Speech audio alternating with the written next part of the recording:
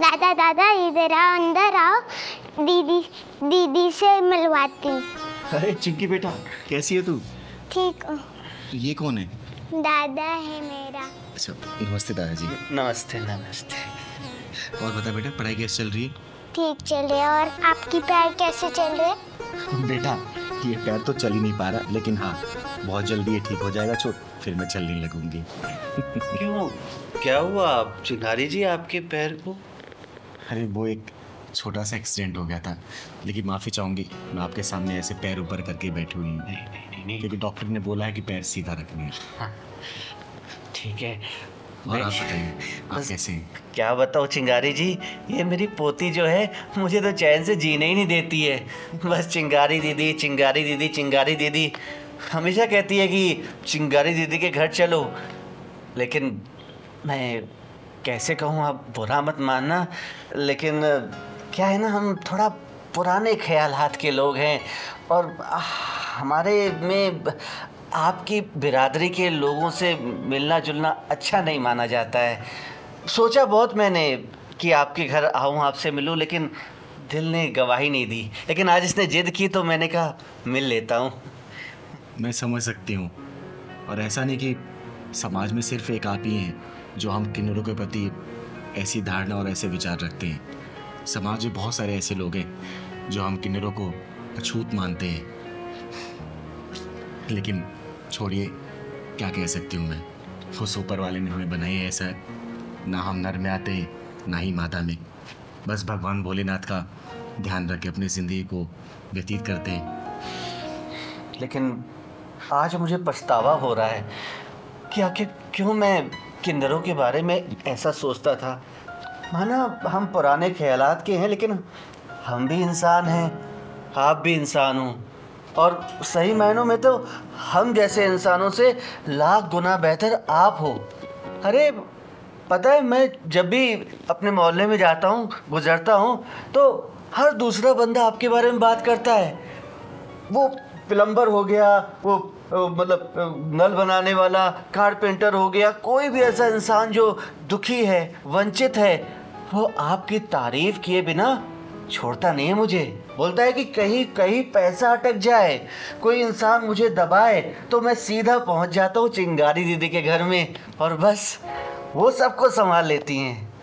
क्या कहूँ दादाजी, मुझे ना गलत बर्दाश्त नहीं होता, और जो खासकर गरीबों को दबाते हैं ना, तो चिंगारी ये भड़क उठती है और मैं उनको चैन से जीने देती। हाँ, मैं गांधी जी के राहों पे तो चलती हूँ, लेकिन मैं उनमें से नहीं हूँ कि कोई गलत करे तो मैं उसे बर्दाश्त करूँ और मैं उसे इग्नोर कर दूँ। नहीं, क्योंकि मेरा ये मानना है कि गलत जब होता है तो आपको आवाज़ उठानी चाहिए, और जब आप आवाज़ उठाएंगे ना, तो अगली बार उसको हिम्मत नहीं होगी आपके साथ गलत करने की।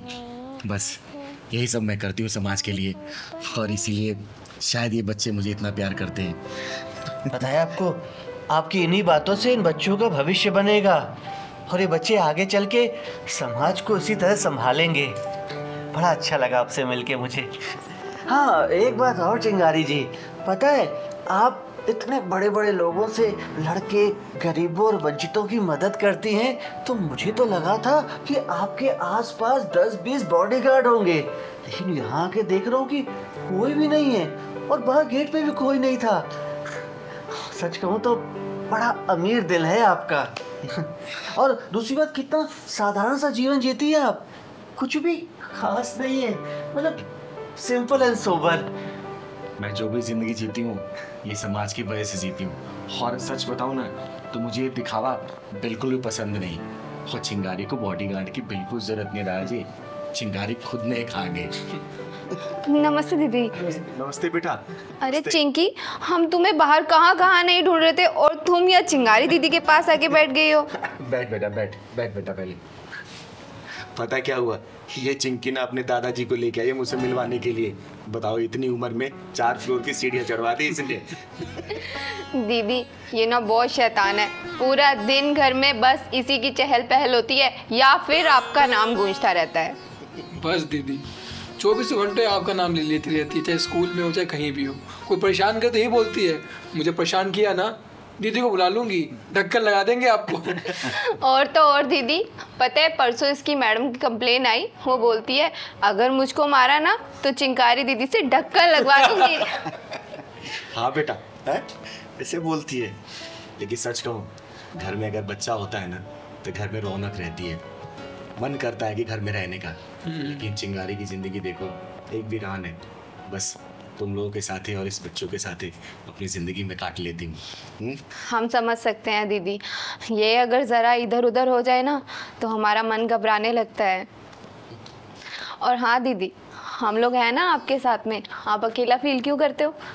सही कहा, मेरा इस समाज के सिवा है ही कौन, क्योंकि मेरा पूरा खर्चा इस समाज से तो चलता है और मैं समाज के लिए तो जीती हूँ सिर्फ। एक बात कहूँ चिंगारी दीदी, हालांकि मुझे अपनी बहू के सामने नहीं बोलना चाहिए, लेकिन ये सच है कि मेरी बहू ने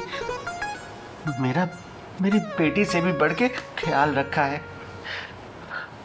वैसे तो मेरी बेटी बेचारी बचपन में चली गई थी, लेकिन मुझे कभी बेटी की कमी महसूस नहीं होने दी। और मैं गर्व से कह सकता हूँ कि इसको जो सीख मिली है वो कहीं ना कहीं आपकी वजह से मिली है। बहुत बहुत धन्यवाद। बस मैं क्या चाहती हूँ, मैं तो सिर्फ यही चाहती हूँ कि परिवार में रिश्ते आज से अच्छे चलते रहे, एक दूसरे के बीच प्यार बना रहे, सास ससुर का, देवर भाभी का, पति पत्नी का, भाई बहन का। क्योंकि दुनिया में क्या है, यही सब है। सबको खाली हाथ जाना है, क्योंकि सब खाली हाथ आए हैं। और बहुत खुशी मिलती है कि मेरे बताए रास्ते पे अगर कोई चलता है और अपनी ज़िंदगी को अच्छा बना लेता है ना, तो चिंगारी सोचती है कि इस दुनिया में आना सफल हो गया, धन्य हो गई, मैं धन्य हो गई। सही कहा चिंगारी दीदी आपने। अरे बातों बातों में तो मैं भूल ही गई, मैं चाय बना के ला। अरे नहीं नहीं दीदी, आप क्यों बनाओगी? चाय मैं बना के लेके आती हूँ। नहीं, बैठना, मैं बना दूंगी। अच्छा दीदी, एक बात बताओ, आप समाज की इतनी हेल्प करती हो, क्या ये समाज आपके लिए कुछ नहीं कर सकता? बिल्कुल। एक चाय तो बना ही सकती हो। अच्छा ठीक है, जा बनाए। लेकिन हाँ, चीनी 2 चम्मच डालना, थोड़ा बिल्कुल। मीठा ज़्यादा पीती हूँ ना, क्योंकि वैसे ही कुछ जो परेशान लोग हैं ना, जो गलत संगत में पड़ गए हैं, उनको मेरी बातें कड़वी लगती है, तो सोचती हूँ कि थोड़ी मिठास मेरे बातों से भी निकले। ठीक है दीदी।